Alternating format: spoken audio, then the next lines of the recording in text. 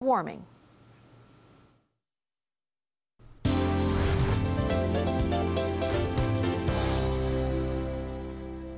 Today I'm talking to Johnny Ball, who's most famous for being a children's television presenter in the 70s and 80s and is also a climate change skeptic. Johnny Ball, thank you so much for talking to RT. Now, you are famous for boiling things down to their essence, so I wonder if we could just start with you explaining the current accepted theory behind climate science and where you think climate scientists are going wrong. Well, it all started at the very beginning, and it alarmed me because it didn't seem to tie in with what I already understood about the way the world works, life on Earth works.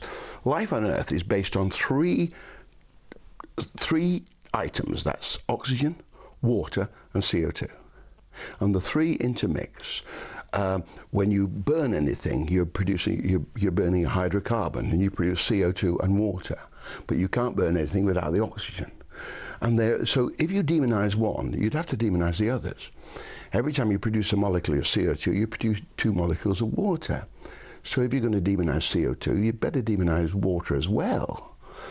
Then I looked at what they were talking about, and they were saying it wasn't CO2 in the atmosphere, it was man-made CO2 in the atmosphere.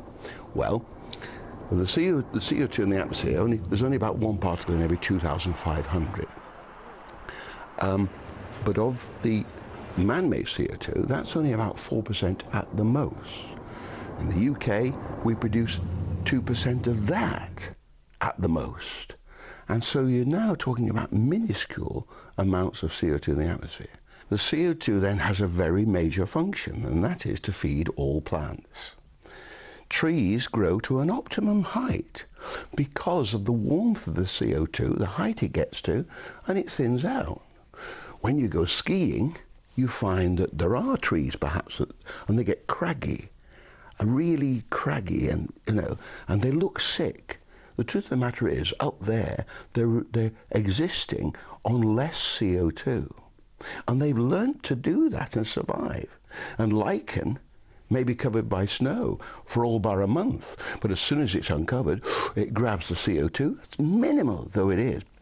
That's enough to sustain its life through the year. And this is the way it works with CO2, slightly heavier. Now, when you get tropical climates, the trees can be higher, and jungle canopies are much higher because there's more CO2. So there's all kind of aspects of this that show that CO2 is the natural exchange between plants and animals, and it's absolutely natural.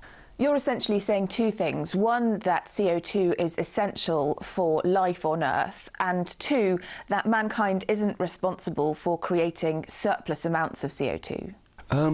Plants on land, rotting and fermenting, including leaves and things, produce about 350 billion tonnes of CO2 a year. Man and his industry produces at most 24 billion tonnes. You're talking about a factor of 14. So nature is producing 14 times as much. But of all the plants on Earth, only 20% are on land. 80% of all plants on Earth are in the oceans and the seas, all with the same metabolism. They need CO2, they take CO2, in fact they produce CO2. Calcium carbonate, your caves are made from CO2. Without the CO2, they just wouldn't happen. The shells of crabs and things require CO2 to form them. So you see there's this total exchange, and the exchange can be upset. It can be upset, but to a degree that to me is so minimal that the whole furore is crazy. So how is it that you think climate scientists have got it so wrong? I think there was a lobby that says we've got to stop the world progressing. We've got to stop technology progressing. We've got to stop capitalism, if you like. And we've somehow got to haul everything back. And that's the idea. And when you talk to the Greens, you find that they usually want technologies that are less efficient than the technology we have. Well, if they're less efficient, there'll be a greater weight on the world. And in actual fact, we're looking for greater efficiency. One example, gas-fired electrical power stations in the last 18 years have doubled their efficiency through feeding the steam back again and making it work out, for using rare earth magnets that are much more powerful. So that means in a gas-fired power station, we're getting twice as much energy from the same fossil fuel as we got 18 years ago. Now that is a tremendous success story. The Greens don't want it told. Why? And you have to wonder why. Isn't it better, though, to do something in response to this perceived threat from CO2 rather than just leaving it as it is? I mean, surely any kind of research and development is progression. Absolutely so. But you've got to back the right ones. Right. Gas in Britain costs about, electricity from gas, 2.3p a unit. From nuclear, 2.5p. From coal, 2.8 or 9p. From wind, 9.8 pence. It's crazy. And not one wind generator would be built without subsidy. Now that's frightening, because that's costing us a fortune for something that's substandard. And when we built all the ones we've built and have planned, 2 new nuclear generators, or 1 new nuclear generator and 1 new gas generator, will outdistance them all. And nuclear is carbon-free. It doesn't produce CO2. So why do the Greens not want to go for nuclear? It doesn't make sense. It doesn't add up. It's a political motivation, nothing to do with efficiency. Now, in America, they've just done 2 things this last week. The Senate voted 6-4 to have nothing more to do with the UN's International Panel on Climate Change. Not to fund it, not to back it, and not to be interested in their reports. I think that's wonderful. Something else they said, they agree. They're producing grain to produce ethanol has been a total and unmitigated disaster in the United States, and has actually cost a tremendous amount and even increased the carbon footprint. But more than that, the reduction in their food product, their grain for food, has meant a doubling of wheat prices and other prices. And that has affected the very countries who demand or require aid in kind from the USA. And those countries, 90% of their population at least, are working class or poorer. Can I name a few? Tunisia, Libya, Egypt, Yemen, Jordan, and what's happening there. Now the question is the squeeze on Britain because of the levies, 50% of our energy bills on subsidies for wind, 50% of our airfares on subsidies to reduce carbon, 66% of our taxes of the cost of our petrol and diesel. It is squeezing working people.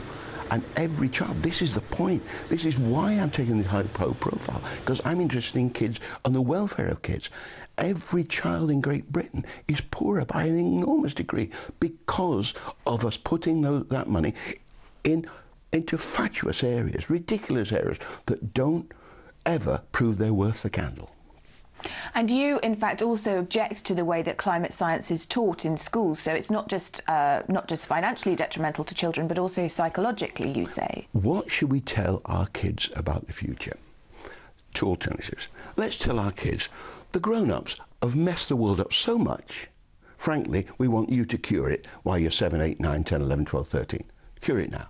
Switch your standby lights off, switch the lights off, save energy. Do an audit and see how much energy you use. That's preposterous. It's preposterous. When Matthew Bolton was selling steam engines, one mine owner said, "Oh, I've got 100 men down there with shovels, I'm happy." And he said, "Why don't you put 1,000 men down with teaspoons?" It's the wrong way round. He said, take on the steam engine, you'll double your profits and double your output. We need children to learn, to want to become scientists, technologists, engineers.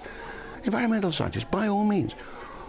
Engineers, we want them to improve the world. We want them to pick the baton up. And when I looked at my life, 7 decades, every 10 years, you can see the marked improvements. The marked improvements. Heart transplants somewhere in the middle. All kinds of things.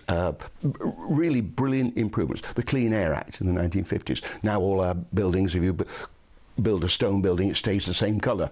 It didn't used to be. It used to be black within a year or two. All those things. The catalytic converter, which produces nitrogen and oxygen instead of nitrous oxide, and instead of unburnt carbons, semi-burnt carbons and carbon monoxide, it produces carbon dioxide. Why? Because it's harmless. And it's been great, and it's wonderful, and it's cleaner, our air, so it's cleaner than it's ever been in history. And all those things are wonderful. And we need to tell our kids, don't you see, we've actually not done a bad job. But you, with the technology, with the communications technology, with the computers, will do so much better. So you have faith you'll make good better by picking up the baton. And what is genius? Picking up the baton and taking it one step further. That's genius.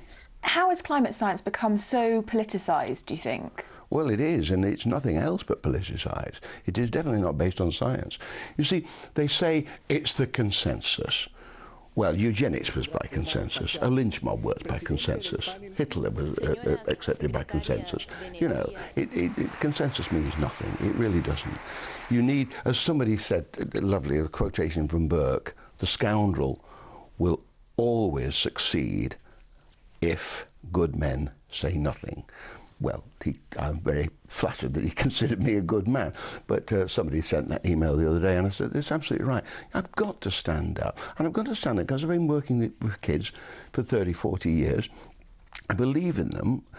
I believe in the next generation. I believe, good or bad, whatever we do to them, they're going to have to carry the baton. They're going to be the next generation with all the jobs. So surely if we can get their minds into gear, if I can help get their minds into the right attitude about science and technology, then it's all worthwhile.